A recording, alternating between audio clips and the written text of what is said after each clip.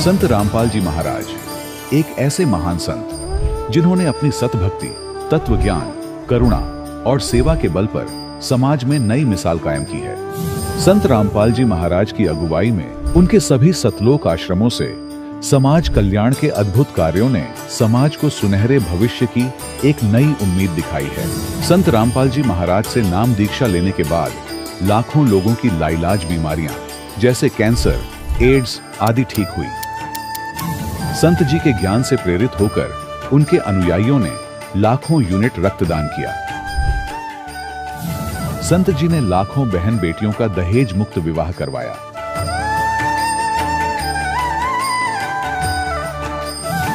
संत जी ने लाखों लोगों का नशा छुड़वाया, करोड़ों उजड़े परिवार बसे। संत जी के आश्रमों में समागम के दौरान निःशुल्क नेत्र चिकित्सा, दंत चिकित्सा प्रदान की जाती है। संत रामपाल जी महाराज द्वारा समय समय पर पर्यावरण संरक्षण के उद्देश्य से बड़े स्तर पर वृक्षारोपण किया जाता है। संत जी ने जरूरतमंदों को तत्काल राहत पहुंचाने के लिए एम्बुलेंस सेवा शुरू की। संत जी अपने अनुयायियों को देहदान के लिए प्रेरित करते हैं, जिससे मानवता की सेवा और चिकित्सा क्षेत्र में सुधार हो सके। संत रामपाल जी महाराज के सभी आश्रमों में हर रोज निःशुल्क भंडारा आयोजित किया जाता है, जहां हर वर्ग, हर जाति और हर धर्म के लोग एक साथ बैठकर भोजन करते हैं।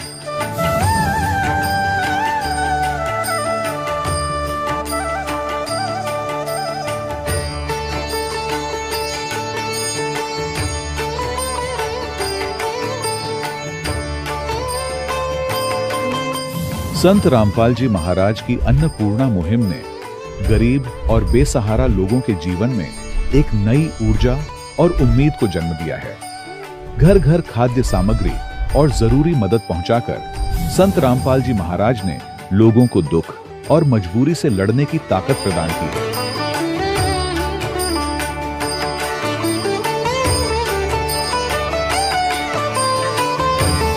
संत रामपाल जी महाराज द्वारा गरीब लोगों के लिए घर बनवाने का अद्भुत कार्य एक ऐसी मिसाल कायम कर रहा है जो सदियों सदियों संत जी की उदारता और दया भावना के तौर पर जाना जाएगा।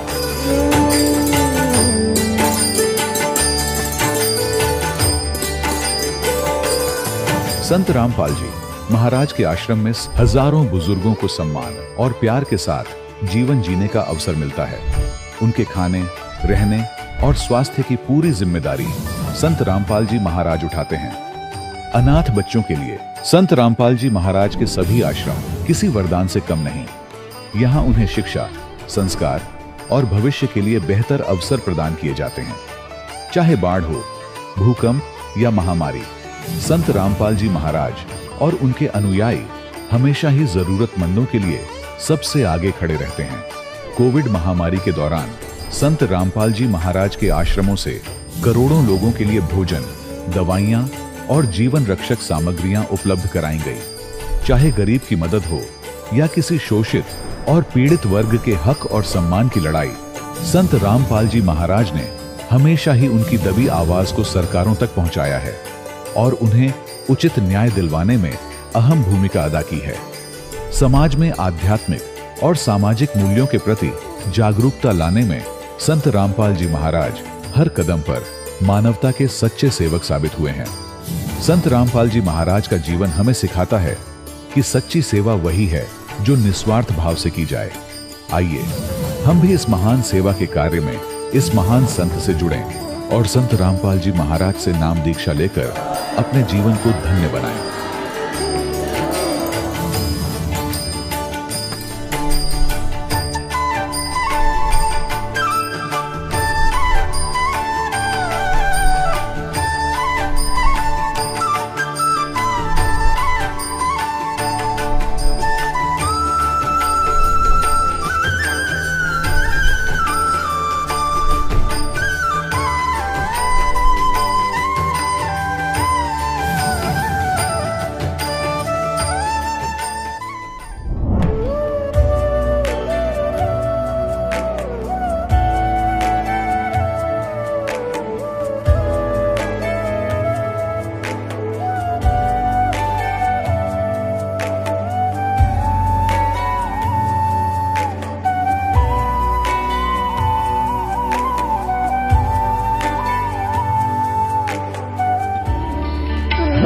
परमात्मा को पाने तथा उसका वास्तविक लाभ प्राप्त करने के लिए पवित्र बाइबल में प्रमाण है कि प्रभु ने मनुष्य को अपना ही स्वरूप बनाया।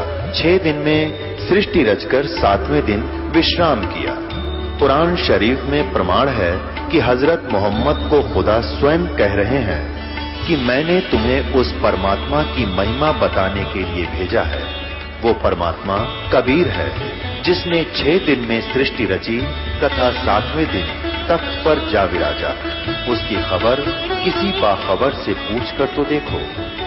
कृपया अवश्य सुनिए जगत गुरु तत्वदर्शी संत रामपाल जी महाराज के अमृत वचन। सत साहिब दर्शकों, ईश्वरीय चमत्कारों की दास्तान जब भी हम सुनते या पढ़ते हैं तो हमें ज्ञान होता है कि एक शक्ति धरातल पर ऐसी भी है जो जीव के दुख कष्ट मिटाकर सुख प्रदान करने के लिए ही पृथ्वी लोक पर विराजमान है।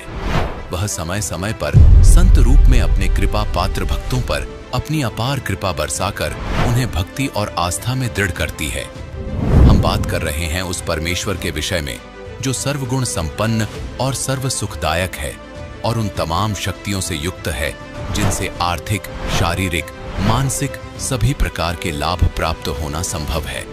वह अजरो अमर परमात्मा वर्तमान में भी एक संत रूप में धरती पर मौजूद है और सत शास्त्र अनुकूल साधना करने वालों के साथ अनोखे चमत्कार कर रहा है। इसका जीता जागता उदाहरण मध्य प्रदेश के रहने वाले बैजनाथ जी के परिवार से आया है।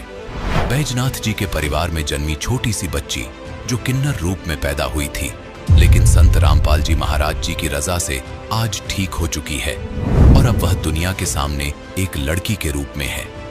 ऐसा अनोखा चमत्कार वर्तमान के वैज्ञानिक युग में होना बहुत ही दुर्लभ है। अब आप स्वयं सुनिए इस अनोखे ईश्वरीय चमत्कार की कहानी भक्त बैजनाथ जी की जुबानी। नमस्कार सर। नमस्कार सर। क्या नाम है जी आपका? बैजनाथ दास। कहाँ से आए हैं आप? हम एमपी के रहने वाले हैं, जिला श्योपुर, तहसील विजयपुर, ग्राम उपचा। सर, संत रामपाल जी महाराज से आपने नाम दीक्षा कब ली? 21/9/2018 को। सर, संत रामपाल जी महाराज की शरण में आने से पहले आप क्या भक्ति साधनाएं करते थे? हाँ सर, करते थे। ब्रह्मा, विष्णु, महेश, हनुमान जी सभी की करते थे, देवी देवताओं की, जैसे भैरव है, दांगी अपने वहाँ और भी देवताएं, उन सभी की भक्ति करते थे हम।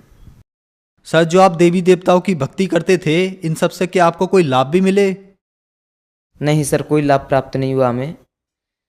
हम भक्ति करते थे तो जैसे पहले से भक्ति करते आए तो हम भी करते रहे, ऐसे ही हमें कोई लाभ प्राप्त नहीं हुआ।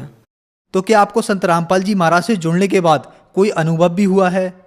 21/9/2018 को हमने नामदान लिया था परमात्मा संत रामपाल जी महाराज से, और हमारे साथ में एक हमारी भाई की छोटी बच्ची है, उसके साथ में चमत्कार हुआ था। उसके जब हमने प्रण कर लिया था कि हम परमात्मा संत रामपाल जी महाराज से नामदान लेंगे।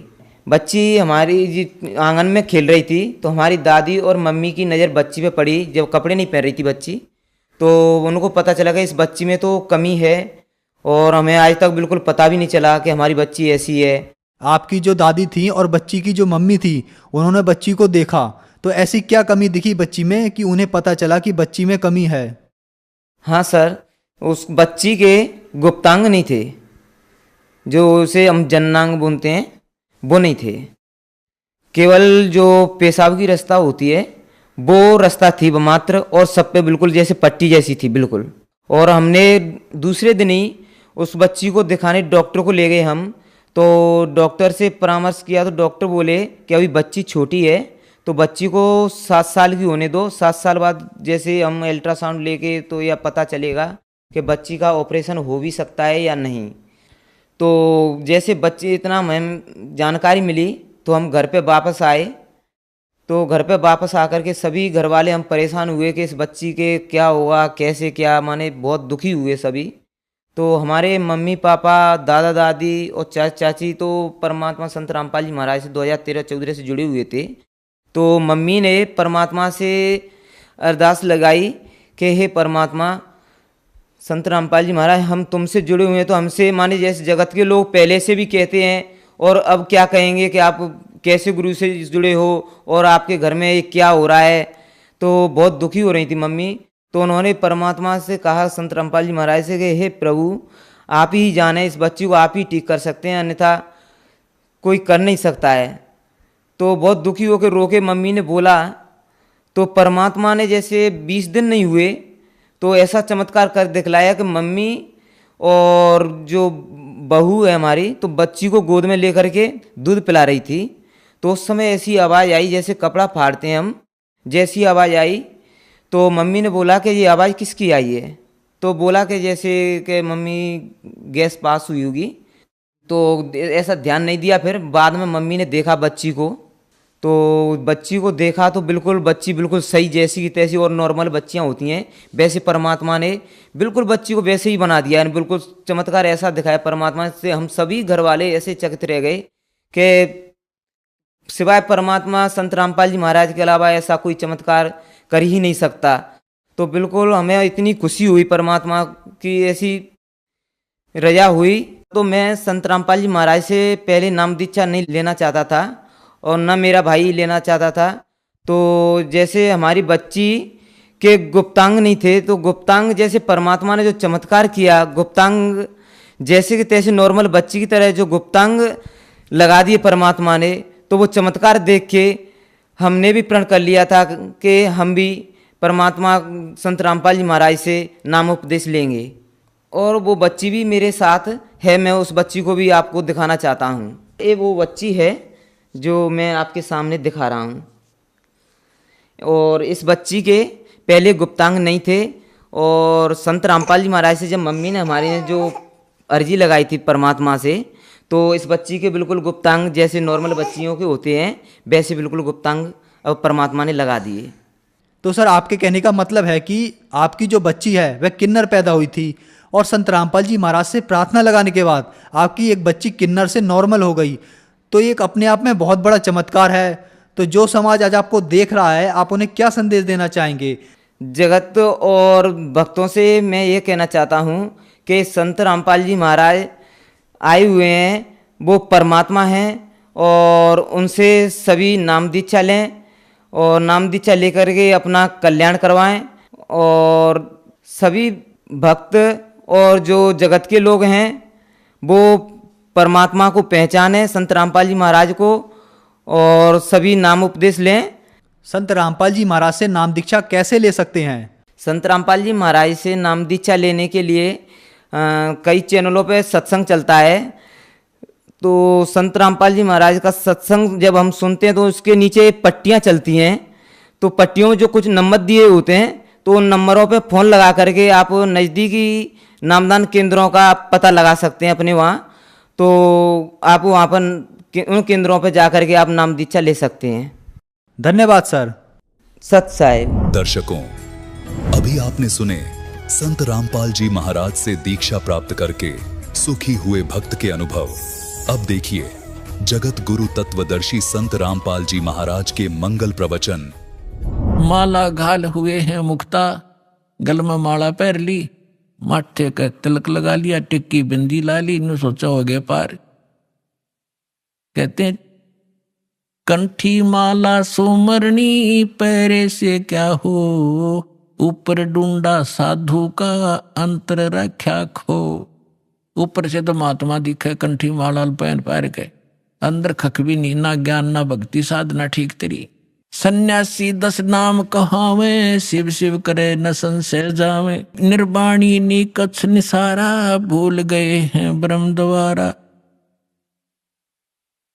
यो भी वैदा है वैदे से भेद अलैदा, यो भी वैदा वैदा क्यों जाना, हम सतगुरु बैठे न्यू जाना। गरीबदास जी की वाणी दास आपको सुना रहा है। अब क्या बताते हैं, कंठी माला और मृगछाला ये सिर पर जटा रखा हुए हैं, ढोलक ताल झालरी पीटे ताना री री गावे हैं। ये भक्ति का साधन है। तन के योगी मन के भोगी, गुल्लर पेट पड़ावे हैं, गुज बीरज का मर्म न जाने, ये भद्र बेख बनावे हैं। करवा और कॉपी न लिए जा बन खड गुफा बनावे हैं, खुदा कुत्ती गट में दूती, फिर गृह द्वारे आवे हैं। तो परमात्मा कहते हैं घर त्याग दिया, जंगल में जा बैठा, सांझ तक कर देगा एक दिन पूरी, अगले दिन भूख लग गई गजब की, और फिर लेकर लोटा जोड़ी ठाक है गृहस्थी के द्वारा होगा, दिए माई दिए माई।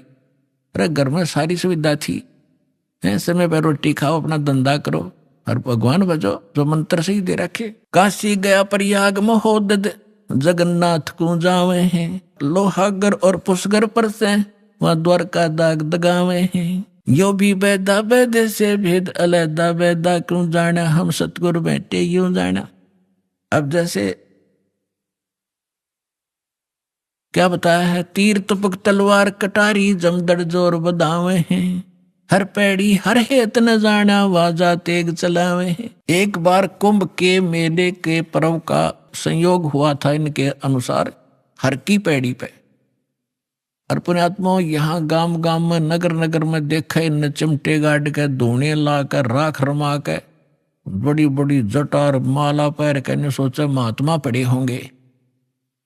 अब वहां जाकर कुंभ के मेले पे जब ये क्या करते हैं, गिरी एक ग्रुप में, पुरी न्यारे, नागा अलग से, सन्यासी न्यारे, वैष्णो अलग से, ये सब अपने अपने ग्रुप में वहां इकट्ठे हो जाते हैं। कनपाड़े न्यारे, बिना कनपाड़े नाथ अलग से। और वहां ये क्या करते हैं कि जो समय होता है स्नान करने का, जिस भी सरोवर में ये बनाते हैं अपना जुगाड़ सा, तो हर की पैड़ी हरिद्वार में बन गया एक बार, बहुत पहले की बात है। तो ये स्नान करने के लिए वहां पहुंच गए अपने अपने ग्रुप में। जब वह पर भी लगी थी तो सबसे पहले नागा चले गए हर की पैड़ी पे, सब वो स्नान करने लगे, कई हजार थे। पीछे से वैष्णो साधु आगे, विष्णु जी के उपासक, और नागा थे तमोगुणी श्री शंकर जी के उपासक। अब वैष्णु ने कहा कि नागाओं पहले हम स्नान करेंगे, हम स्वच्छ हैं, शुद्ध हैं, विष्णु जी के उपासक हैं, हम उत्तम हैं, हम सर्वश्रेष्ठ हैं। नागा कहने लगे हम सर्वश्रेष्ठ हैं, हम त्यागी और वैरागी हैं, और हम तन पे कपड़ा भी नहीं रखते हैं, और हम सब पहले स्नान करेंगे। अब वैष्णु साधु कहने लगे तुम काहे के शुद्ध हो, काहे के श्रेष्ठ हो, पशु की तरह नंगे फिरते हो, टट्टी के हाथ भी ना धोते, शरडो फिरडो, बाहर आओ तुम, पहले हम स्नान करेंगे। अब इस बात पर दोनों का झगड़ा हो गया। वहां इतिहास गवाह है कि उस समय ये जिनको हम संत माना करते थे, 25,000 कटका मर गया, आपस में कत्लेआम कर दिया, गंगा का पानी लाल कर दिया इन्होंने। उसका विवरण दे रहे हैं गरीबदास साहिब जी के, तीर तुपक तलवार कटारी जमदड़ झोर बधावे हैं, और हर पैड़ी हर हेत नहीं जाना। हर की पैड़ी कहें, भगवान के प्रति श्रद्धा नहीं उन नालायकों की, हर पैड़ी हर हेत नहीं जाना, वहां जाते एक चलावे हैं, और काटे शीस नहीं दल करुणा, ये जग में साध कहावे, और जो जन इनके दर्शन को जावे उनको भी नरक पठावे। ऐसे गुरु का चेला फिर ईसाई होगा जैसे ये जालिम है। तो इसलिए परमात्मा कहते यो भी बैदा है और बैदे से भेद अलैदा, यो भी बैदा। तो इस प्रकार पुण्यात्माओं आप इस सत्संग में आते रहिए और इस ज्ञान को बड़े ध्यान से सुनना, आजीवन आपके काम आवेंगी ये बातें। एक तो ये गाइडलाइन है कि ये साधना करनी चाहिए, ये ना करनी चाहिए। ये प्रमाण कहा हमारे सदग्रंथ साथ साथ पैरेलल बताता है कि जो साधना श्रीमद् भगवत गीता में है वो उसके स्तर का ज्ञान, वो कंप्लीट नहीं है। कंप्लीट स्पिरिचुअल नॉलेज और कंप्लीट मेथड ऑफ वर्शिप सूक्ष्म वेद में है। वेद भी कहते हैं वो इनसे अलग ज्ञान है, और गीता जी भी कहती है कि वो ज्ञान अलग है जिसमें कंप्लीट स्पिरिचुअल नॉलेज है। सभी यज्ञों की, धार्मिक अनुष्ठानों की विस्तार से जानकारी हो भगवान ही बताता है करके, और वो तत्वदर्शी संत के पास है, उनसे पूछो तो भगवान कबीर साहब है, 600 साल पहले वो बताए गए थे उस सूक्ष्म वेद को। ये तत्वदर्शी संत, ये दास है, और अपना कल्याण करो।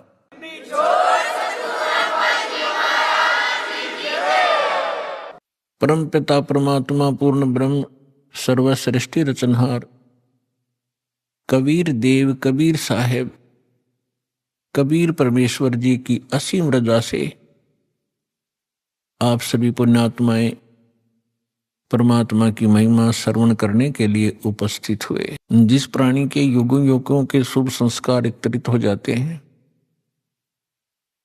उनको मानव शरीर प्राप्त होता है।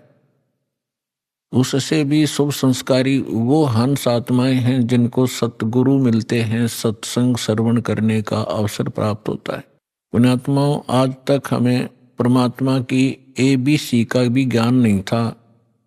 हम कह भी अध्यात्म मार्ग का नहीं जान पाए, चाहे हम अपने आप को कितने ही विद्वान मानते रहे, चाहे हमने वेदों को कंठस्थ याद भी कर लिया, श्रीमद् भगवत गीता के सभी श्लोक भी हमने रट रखे थे, क्योंकि इसके विषय में परमेश्वर स्वयं आकर ही बताते हैं, गुरु बिन काहू न पाया ज्ञाना, जो थोथा बुस छड़े मूड किसाना।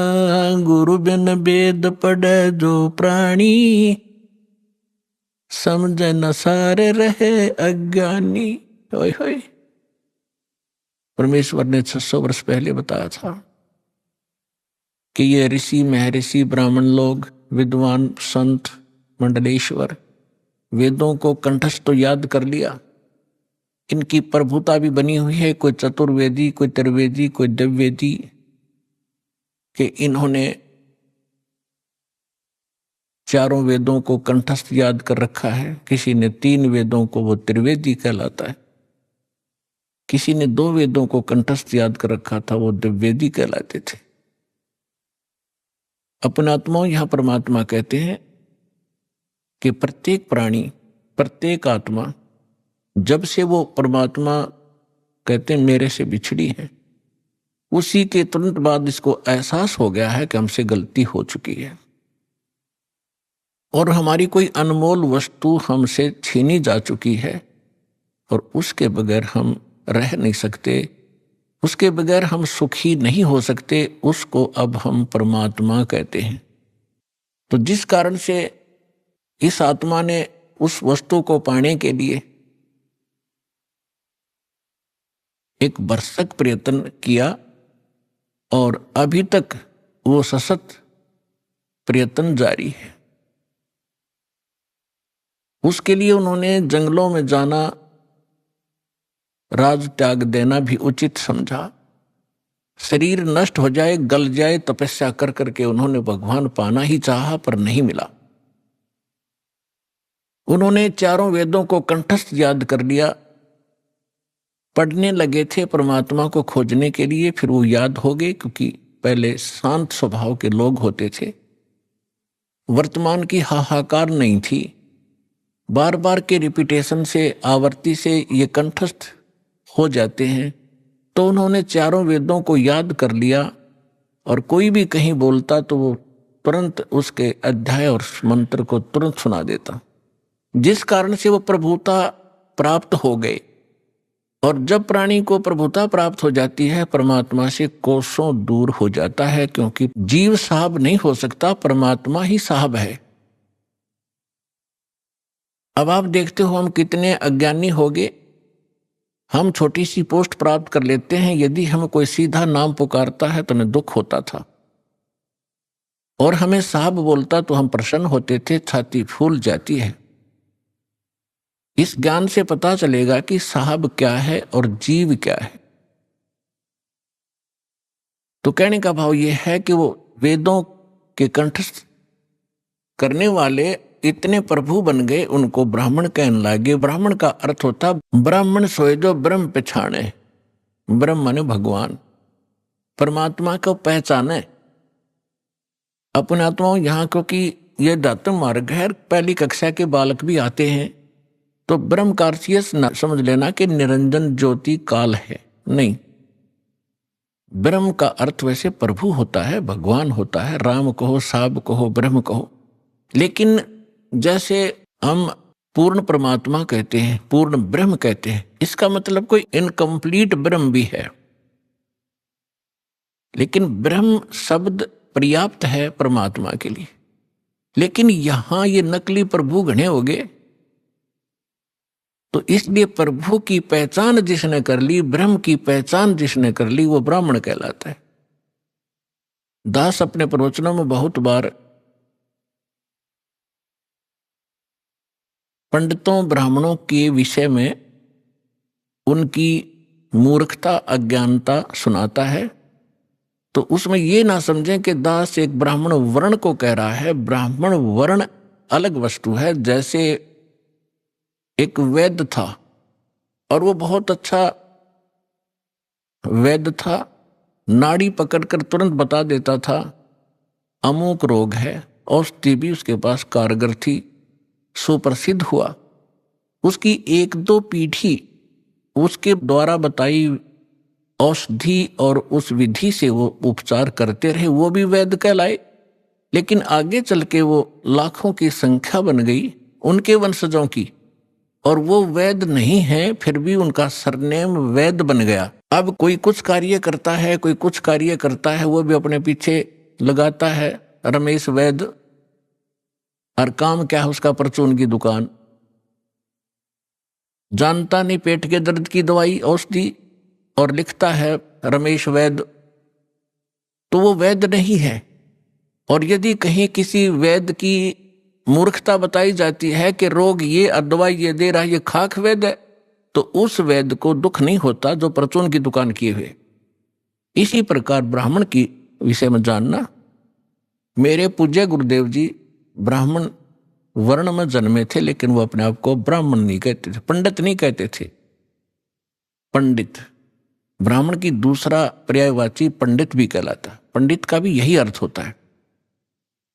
वो ब्राह्मण नहीं कहलाते थे जो हमने अपने परंपरागत समझ लिया है। हम किसको ब्राह्मण मानते हैं? जो श्राद्ध निकलवाता हो, पत्रे बाँच कर सुना दे, तेरा भी आपत्ति आनी है, ये ऐसे सर कर दे, ऐसे वैसे कर दे, ये ब्राह्मण कहलाते। लेकिन यदि हम पंडित की परिभाषा समझना चाहें तो हमारे पूज्य गुरुदेव जी ब्राह्मण होते हुए अपने आप को ब्राह्मण नहीं कहते थे, वो संत कहलाते थे कि हमने पंडिताई कभी की नहीं, हम ब्राह्मण नहीं हैं। और मेरे दादा गुरु जी छावला गांव दिल्ली के अंदर, दिल्ली स्टेट में एक छावला गांव है नजफगढ़ के पास, वहां के वो जाट थे। और बचपन से ही वो हमारे जो चौथे दादा गुरु जी थे उनके संपर्क में आ गए। उन्होंने उसको काशी विद्यापीठ में पढ़ाया, अपने पास ही रखा, तो वो 4 विषय के आचार्य बन गए उस विद्या को पढ़कर। लेकिन उन्होंने पंडिताई की नहीं, फिर भी वो पंडित चिदानंद नाम से जाने जाते थे। और उनका आश्रम बना हुआ है जिला सोनीपत हरियाणा, तहसील खरखोदा के पास एक गोपालपुर गांव है छोटा सा, उसमें उनका आश्रम बना हुआ है। दास उसको बहुत बार देख कर आया है, उस पर लिखा है पंडित चिदानंद आश्रम, जबकि वो वर्ण में जाट थे। तो हमने सबसे पहले ये देखना है कि यहाँ इन चीजों का हमने इनसे ऊपर उठना है। जातिवाद से हमारी क्या जाति है? जीव हमारी जाति है, और मानव धर्म हमारा हिंदू मुस्लिम सिख ईसाई, कोई धर्म नहीं है न्यारा। जब हम परमात्मा के इस अध्यात्म ज्ञान से परिचित होंगे, फिर हमने कोई भी दूसरा सा नहीं दिखेगा, ना कोई मुसलमान दिखाई देगा, ना कोई ईसाई दिखेगा, ना हमें कोई हिंदू दिखेगा, ना कोई सिख दिखाई देगा। हम एक पिता की संतान हैं, हम परमात्मा के लिए ही विभाजित हुए हैं, परमात्मा के लिए अब हम एक होंगे, क्योंकि हमें ज्ञान हो जाएगा। हम रूढ़िवादी नहीं रह सकते, क्योंकि परमात्मा ने शिक्षा इसीलिए आपको दी है। अब हम अपने प्रसंग पर आते हैं। गुरु बिन काहू न पाया ज्ञाना, जो थोथा भूस छड़े मुहुड किसाना। गुरु बिन वेद पढ़े जो प्राणी, समझन सारे रहे अज्ञानी। अब तो कहते हैं प्रत्यक्ष को प्रमाण की आवश्यकता नहीं पड़ती, क्योंकि दास ने परमेश्वर कबीर जी के द्वारा दी गई उस बुद्धि से, दास एक जीव बुद्धि है, और जब परमात्मा रजा बख्शते हैं, यही जीव परमात्मा वाले ही ज्ञान को आगे चला सकता है, सुना सकता है और उसको समझ सकता है। तो उस परमात्मा की कृपा से आपके समक्ष ये तो हो ही चुका है कि यथार्थ ज्ञान क्या है, अध्यात्म मार्ग कैसा है। और ये भी आप खूब समझते हैं कि आज तक इस हमारे सदग्रंथों को हमारे ही ऋषि महर्षि गुरु ब्राह्मण आचार्य शंकराचार्य इस सिलेबस से परिचित नहीं थे, तो खाक टीचर थे वो। जीवन अपना नाश किया, हमारे पूर्वजों का भट्ठा बैठा दिया, भूत बनवा दिए, फिर उनके श्राद्ध निकलवाने शुरू कर दिए। तो इस तरह की भ्रमणा अज्ञानता से फैलती है। तो आज तक हमारे जितने भी ऋषि महर्षि हुए हैं, इवन ब्रह्मा विष्णु महेश, इनको कोई अध्यात्म ज्ञान नहीं था। पुण्यात्माओं, परमात्मा ने 600 वर्ष पहले कहा था ये ज्ञान, लेकिन उस समय हम शिक्षित नहीं थे। हमारे धर्मगुरु केवल संस्कृत भाषा पढ़ा करते थे और सदग्रंथ भी संस्कृत भाषा में थे, जिस कारण से हम अपने भगवान को ना पहचान सके, न अध्यात्म ज्ञान को जान सके। और इन अज्ञानी ऋषि महर्षि आचार्यों शंकराचार्यों ने परमात्मा का विरोध करके जनता को भ्रमित किया कि अशिक्षित जुलाहा धानक, ये नीच जाति का, ये क्या जाने सदग्रंथों के विषय में, क्योंकि ये संस्कृत नहीं जानता। तो उस समय नकलियों की दाल खूब गल गई। लेकिन मालिक तो मालिक ही होता है, सहनशील भी होता है।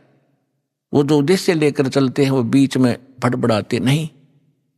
उसी समय धर्मदास नाम के एक महापुरुष परमात्मा की शरण में आए थे, जो हिंदू धर्म में जन्मे थे और ये इन्हीं भगवानों की पूजा किया करते थे, जिसके विषय में परमात्मा कबीर जी कहा करते थे, तीन देव की जो करते भक्ति, उनकी कदे ना होवे मुक्ति। 600 वर्ष पहले चौराहे पर खड़ा होकर कहा करते परमात्मा, जहां ये ब्राह्मण कथा कर रहे होते थे।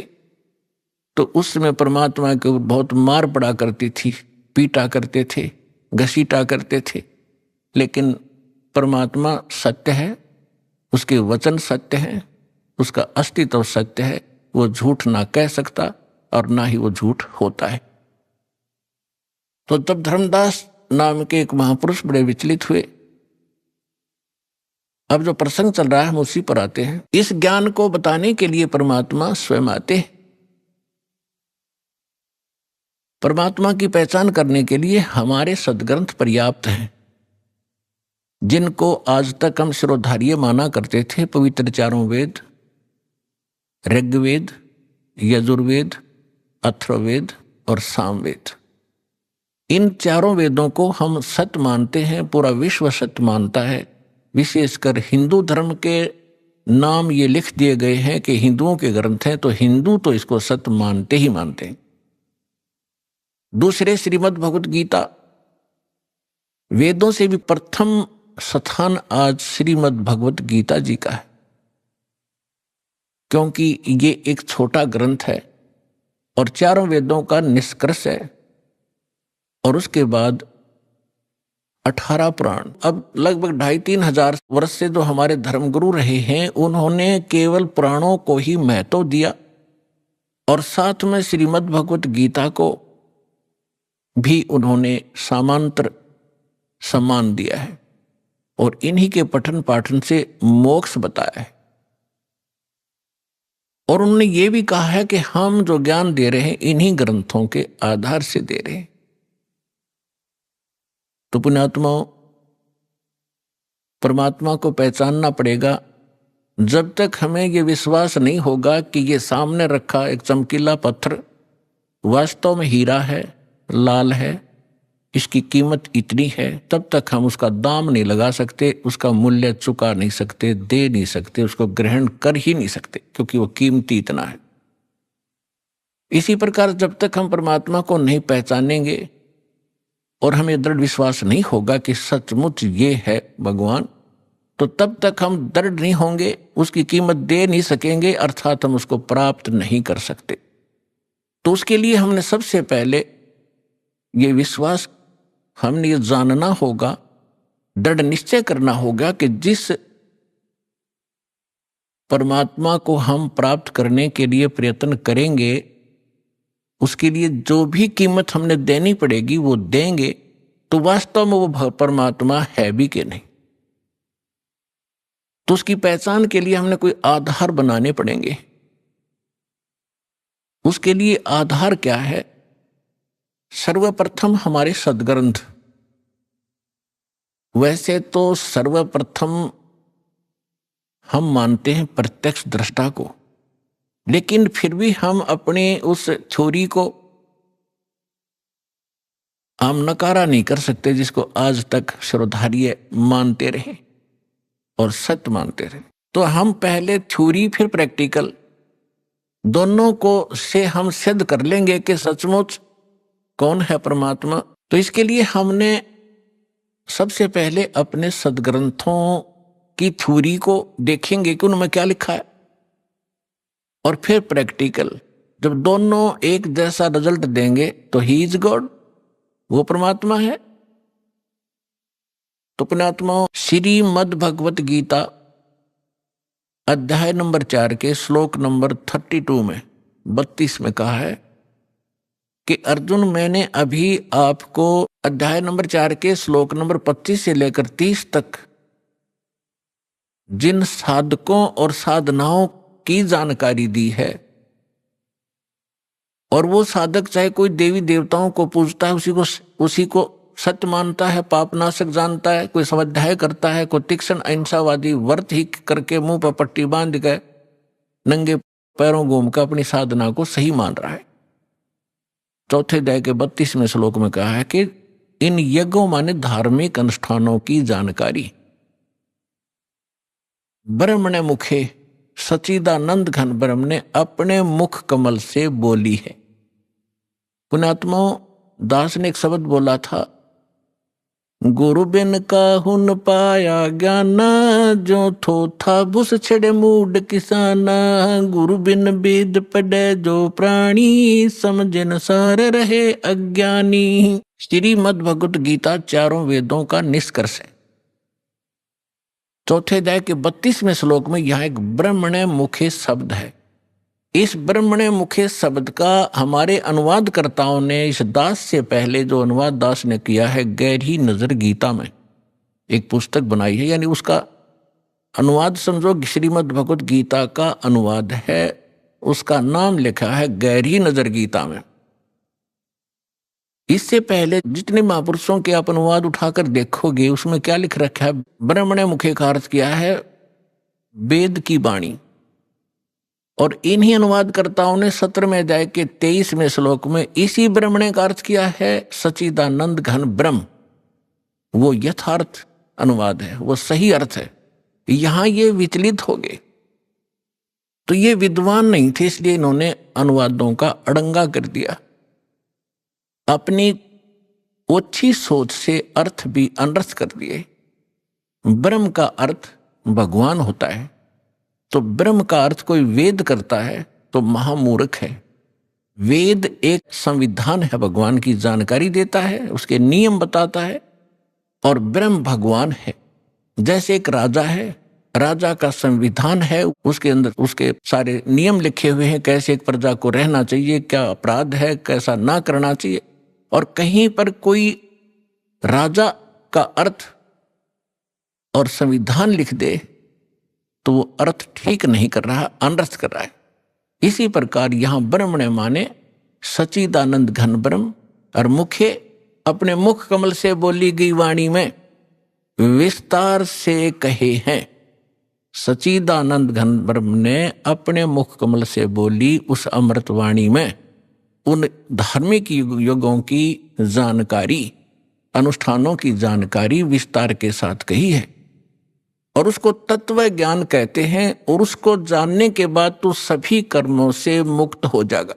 अब गीता ज्ञान दाता कौन है? ये ब्रह्म है। जैसे दास ने शब्द सबसे पहले ये बोला था कि ब्रह्म शब्द पर्याप्त है, लेकिन ब्रह्म का अर्थ भगवान कहो, साब कहो, राम कहो, तो ये सत्संग एक ऐसी जटिल समस्या बन गई जो अध्यात्म मार्ग कि दास यदि किसी पॉइंट को कच्चा छोड़ के आगे चलेगा तो प्रथम बार सुन रहा भक्त कुछ नहीं समझ पाएगा। इसलिए एक ये सामूहिक लेक्चर दिया जाता है आध्यात्मिक टीचर होने के नाते, तो उसमें ये ध्यान रखा जाता है कि शायद प्रथम कक्षा के बच्चे भी आए जो पहली बार दीक्षा लेने आए, और किसी के वैसे कहने से वैसे भी श्रोतापन कराते हैं।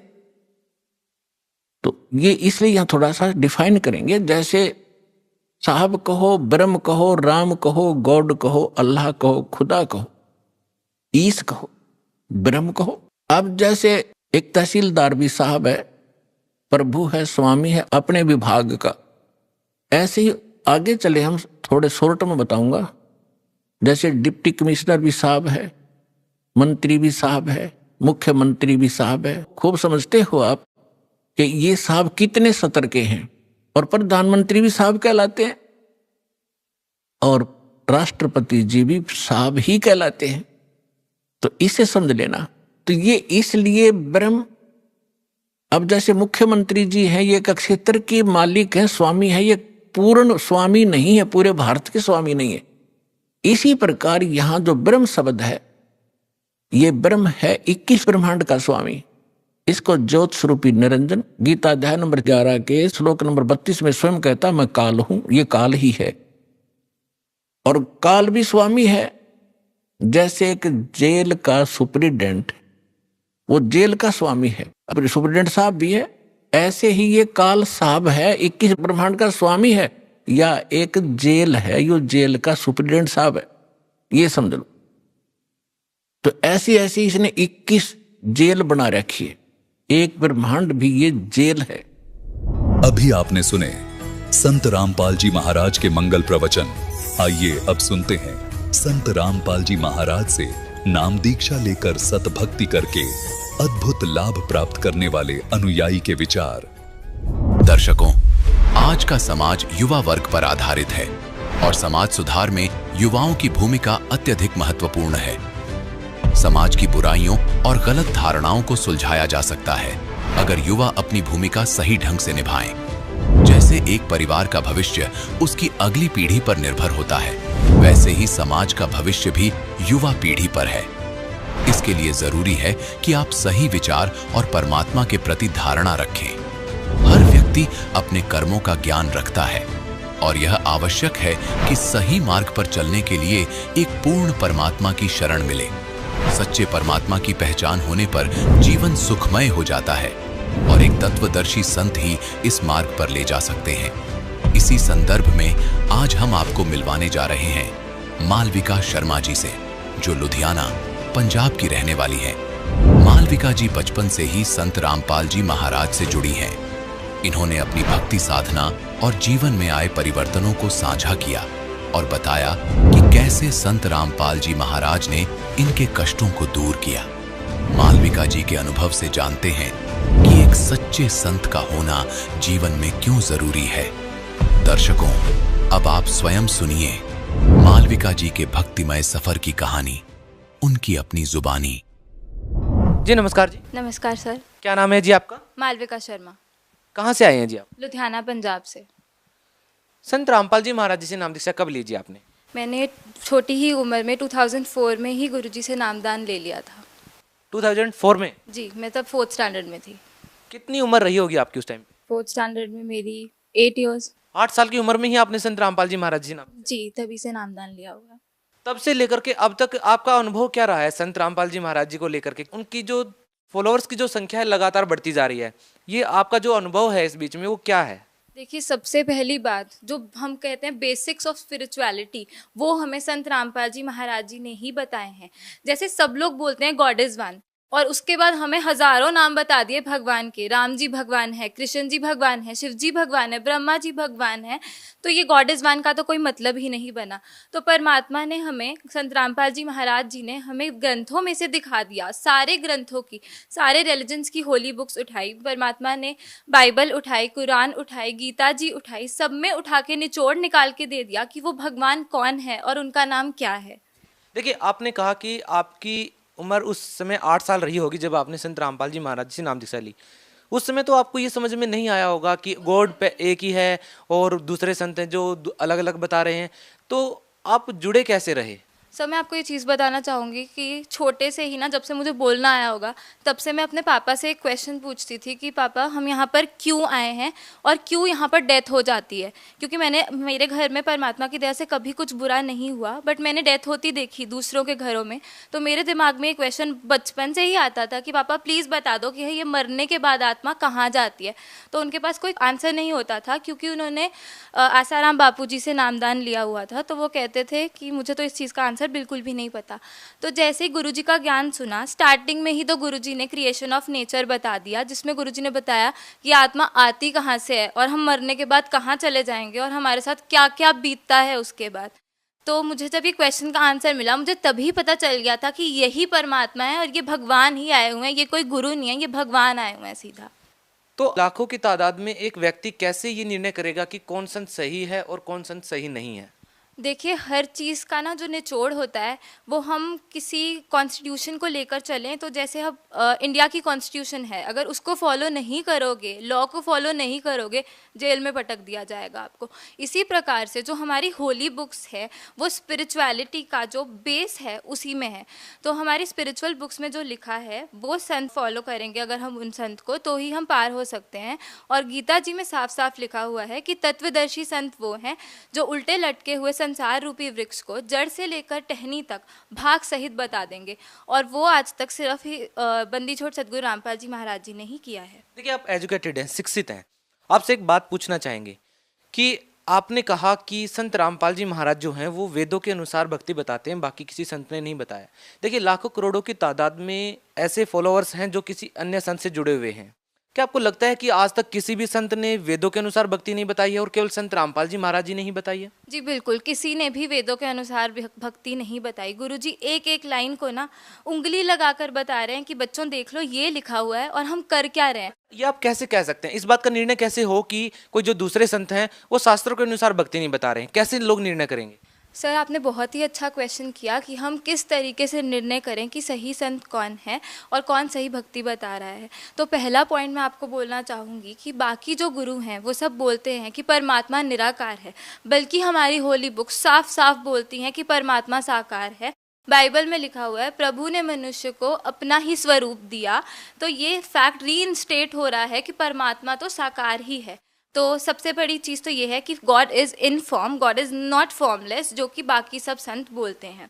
दूसरी चीज़ जो है कि पाप कर्म कट सकते हैं कि नहीं कट सकते। जितने भी पंडितों के पास, जितने भी गुरुओं के पास आप चले जाओगे, वो पहले तो आपको पाखंडवाद बताएंगे बाकी कि ये कर लो वो कर लो। जब उससे आपको लाभ नहीं मिलेगा, लास्ट में वो बोल देते हैं पाप कर्म तो आपको काटना ही पड़ेगा, जो कि बिल्कुल भी सही नहीं है। साफ साफ लिखा हुआ है कि परमात्मा की शक्ति इतनी ज़्यादा है कि वो किसी भी पाप को, किसी भी लेवल का पाप हो, वो काट सकते हैं और आपकी उम्र तक एक्सटेंड हो सकती है। तो दूसरी चीज़ ये है कि पाप कर्म कट सकते हैं, ऐसा कुछ नहीं है कि पाप कर्म दंड कट नहीं सकता। तीसरी चीज़, व्रत करवाते हैं वो लोग बाकी सबसे, तो व्रत करना साफ साफ मना किया हुआ है हमारी होली बुक्स में। क्योंकि अगर व्रत करने से मुक्ति होती तो जब अकाल पड़ता है, किसी के पास कुछ भी खाने को नहीं होता, तो वो भी तो व्रत ही हुआ, तो तब इतने ज़्यादा लोग क्यों मर जाते हैं। चौथी चीज़ ये कि एक तरफ तो बाकी सब संत बोलते हैं कि गंगा जी में अगर आप डुबकी लगाओगे तो आपके पाप कर्म नष्ट हो जाएंगे, और दूसरी तरफ आप बोलते हो कि पाप कर्म दंड नष्ट नहीं होते। तो ये कॉन्ट्राडिक्टरी चीज़ें हो चुकी, और इनका सल्यूशन सिर्फ ये है कि सही परमात्मा की भक्ति करो। एक वही वे है कि आपको साल्वेशन अटेन हो जाएगी और इस जन्म मरण के चक्कर से हम बच पाएंगे। देखिए, इसके बाद भी सबसे बड़ा सवाल ये उठता है कि यदि हम शास्त्र के अनुसार भक्ति कर भी लेते हैं तो उसके बाद भी एक मनुष्य को, एक व्यक्ति को शारीरिक लाभ, आध्यात्मिक लाभ, भौतिक लाभ की जरूरत पड़ती है। हम आपसे ये जानना चाहेंगे कि संत रामपाल जी महाराज से नाम दीक्षा लेने के बाद आपको क्या लाभ मिले? तो मुझे इतने ज़्यादा लाभ मिले हैं कि अगर मैं आपको बताने चलूँ तो मैं कभी एंड कर ही नहीं सकती, क्योंकि पल पल में लाभ होते हैं। तो फर्स्ट लाभ मैं आपको बताऊंगी, सबसे बड़ा तो आध्यात्मिक लाभ भी है कि वो पाथ मिल गया जिस पे हम चलेंगे तो हमें साल्वेशन अटेन होगा ही होगा। ये जो जन्म मरण का चक्कर है जिसमें हम युगों युगों से फंसे हुए हैं, इससे हम पार हो जाएंगे। दूसरा लाभ जो मिला वो है 2012 में मेरा बहुत ही भयंकर एक्सीडेंट हुआ था और मेरा ब्रेन भी बाहर आ गया था और मेरे फेस के 3 पार्ट्स हो चुके थे। अब वो तो मैं आपको दिखा नहीं सकती, पर ये हाथ एक प्रूफ है कि मेरा तो बहुत घटिया एक्सीडेंट हुआ था और मेरा फ्रैक्चर, मेरी पूरी हड्डी टूट चुकी थी हाथ। किस हॉस्पिटल में आपने दिखाया था? DMC हॉस्पिटल में दिखाया था लुधियाना में, और वहाँ के जो टॉप 3 डॉक्टर्स हैं उनकी टीम ने मुझे ऑपरेट किया था। 8 आवर्स प्लस मेरी सर्जरी चली थी और 80 प्लस स्टिचेस मेरे सर पर हैं। तो गुरुजी की दया इतनी ज़्यादा हुई संत रामपाल जी महाराज जी की कि सिर्फ उसी दिन मुझे होश भी आ गया और डॉक्टर्स मुझे अभी तक मिरेकल बुलाते हैं। और क्या लाभ मिले हैं आपको?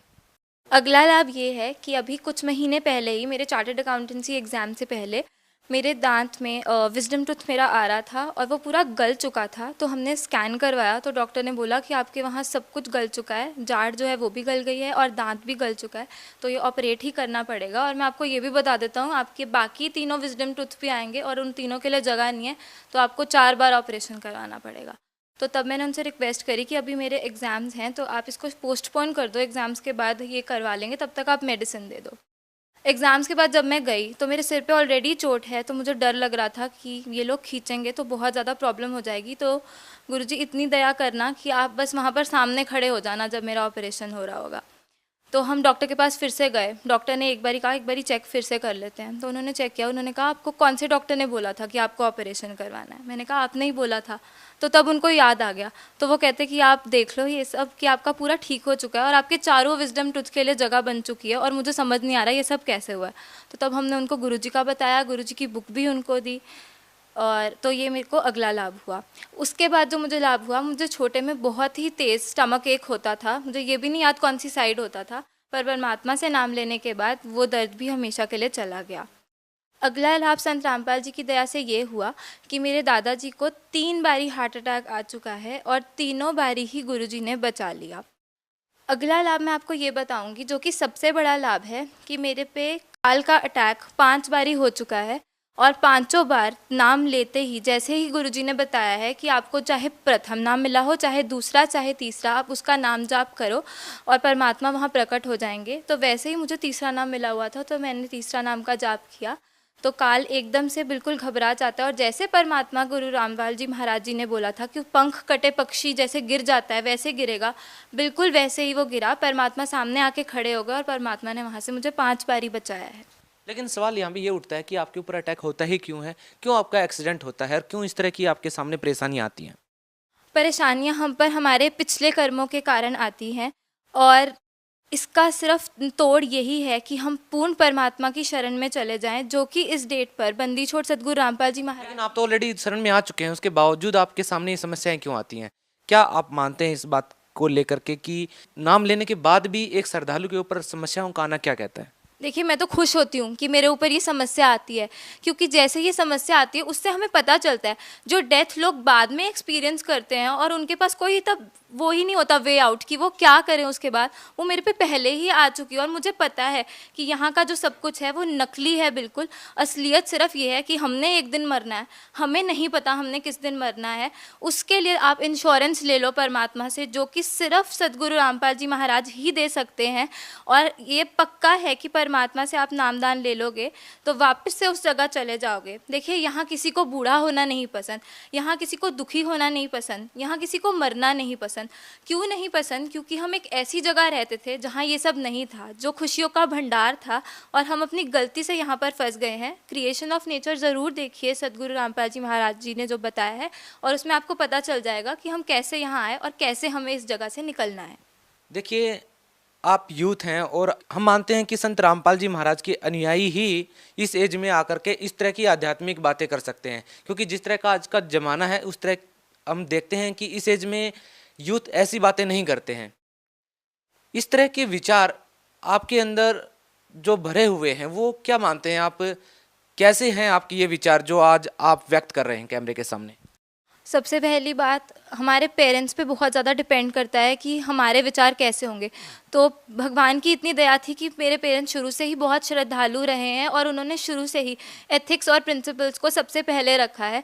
तो ये नॉन वेज, ड्रिंक, ये सब से तो हम पहले ही दूर थे। लेकिन बहुत सारे पेरेंट्स ऐसे हैं, कोई ऐसा पेरेंट्स नहीं होगा जो अपने बच्चों को ऐसी लाइन देना चाहे कि वो आगे जाकर के उनके भविष्य के लिए खतरनाक हो जाए। लेकिन फिर भी हम देखते हैं कि बहुत सारे युवा ऐसे हैं जो नशे की लत में पड़ जाते हैं, या बहुत सारी ऐसी चीज़ें हैं जो आज के दिन समाज में हम बुराई के तौर पर देखते हैं। लेकिन संत रामपाल जी महाराज के अनुयायियों को हम देखते हैं कि बच्चे से लेकर चाहे जो जवान हैं या वो बूढ़े हैं, सभी के एक जैसे विचार होते हैं, आध्यात्मिकता में वो बिल्कुल लिप्त होते हैं।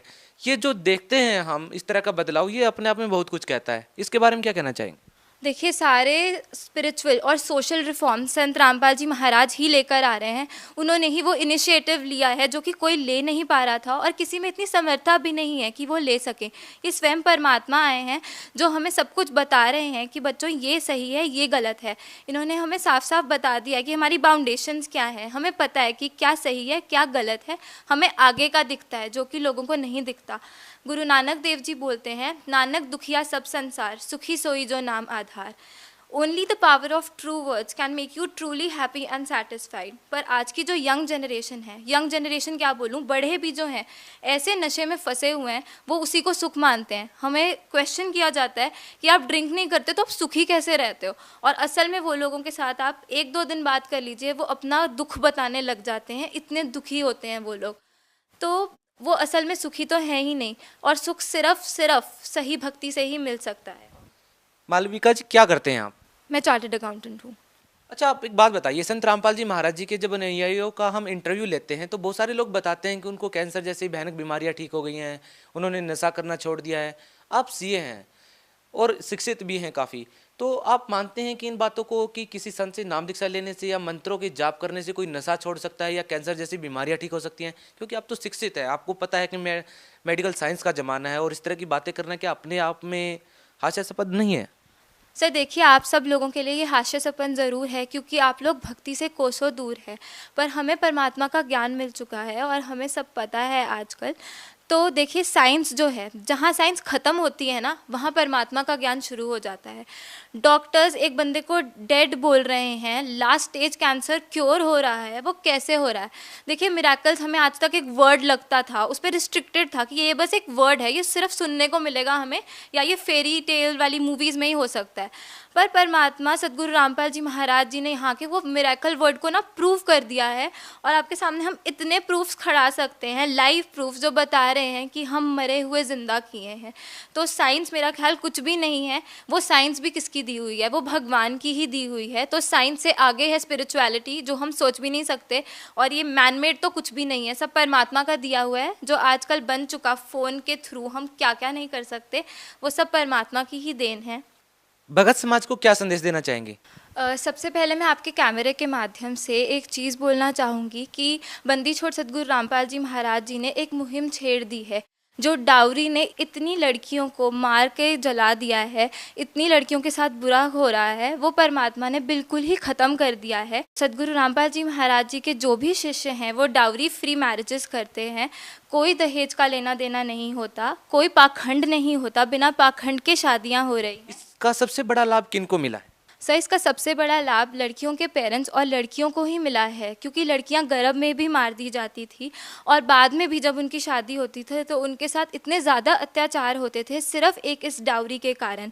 तो परमात्मा ने वो बिल्कुल ही हटा दिया है। आध्यात्मिकता के साथ साथ में जो सामाजिक स्तर पर सदगुरु रामपाल जी महाराज जी ने मुहिम छेड़ दी है, आने वाली पीढ़ियाँ उसका बहुत ज़्यादा धन्यवाद करेंगी, क्योंकि ये किसी आम आदमी के बस की बात नहीं है, ये स्वयं परमात्मा ही करवा सकते। भगत समाज को कोई मैसेज देना चाहेंगे आप?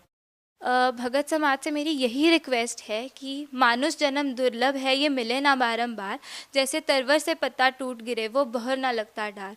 ये एक ही बार हमें ह्यूमन लाइफ मिलती है, ह्यूमन लाइफ आपको मिल भी गई, पता नहीं वो तत्वदर्शी संत आए होंगे कि नहीं आए होंगे। ये गोल्डन एरा है जो एस्ट्रोलॉजर्स ने ऑलरेडी प्रिडिक्ट किया हुआ है, जिसमें लाखों के तौर पर भक्त पार होंगे। तो अपनी एक भी सेकंड को ना वेस्ट करते हुए परमात्मा की सदगुरु रामपाल जी महाराज जी की शरण में आए और अपनी ज़िंदगी को सफल बनाएं। बहुत बहुत धन्यवाद। सत साहिब।